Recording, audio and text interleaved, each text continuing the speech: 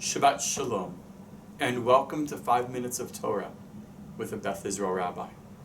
And Shana Tova, as this is not only the last 5 minutes of Torah before this coming Shabbat, but also the last 5 minutes of Torah of the year 5779, as we are about to enter into the year 5780 with Rosh Hashanah starting this coming Sunday night. This Shabbat, though, we read Parashat Nitzavim. And as we are finishing the year, we are also coming to a conclusion of the Torah.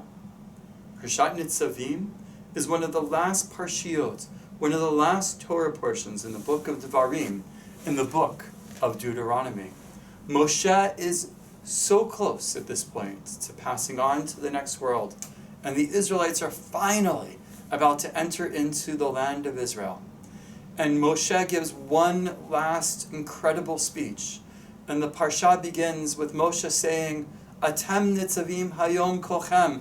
All of you are standing in front of God. And he says that all of you are standing in front of God from the woodcutter to the water carrier.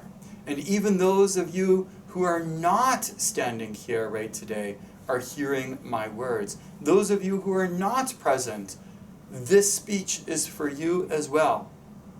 Firstly, the Rabbis debate, what does this mean? From the woodcutter to the water carrier. Some suggest that this means that Moshe is speaking to those who take on difficult jobs and those who take on not so difficult jobs and everyone in between.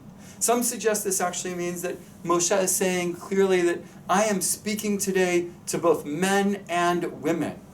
And Rashi says, no, actually this means that I am speaking today to those who were born as Israelites into the Gerim, those who convert into Judaism.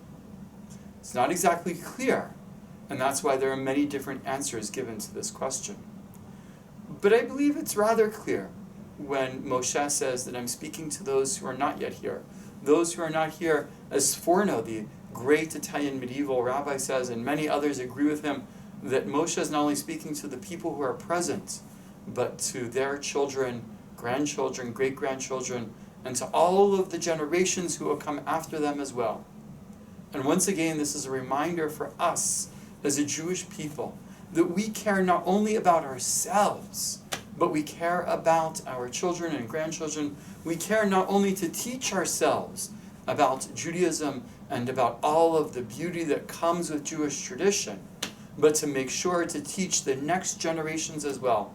And certainly today of all days, when the children of the world are coming together and protest about the environment, we understand the strength of our youth. We understand the power of the youth. We understand what our youth are able to do and what they will be able to do. And I have to say, with that greater understanding in mind, it is specifically one of the reasons that Congregation Beth Israel dedicates ourselves to educating our children, to ensuring that we not only have programs and educational opportunities for our adults, but for our children as well. And so I'm very excited to announce and or remind you that this coming Rosh Hashanah, this coming Yom Kippur, we have some wonderful programs for our young ones, for our children, for our preteens, and even for our teens. And some changes taking place this year. Samantha Levine, a young lady who actually grew up at Congregation Beth Israel, recently graduated from UBC with her education degree, and has been teaching for the last 2 years in Jewish day schools in Toronto, will be leading our family services for the very first time this year. And Lisa Ramalis, who has been leading our family service for the many years, is going to be taking on our preteen service and program for the very first time. And of course, Rabbi Blumen, who is our rabbi dedicated to youth and young adults, is going to be leading our teen service along with our USYers.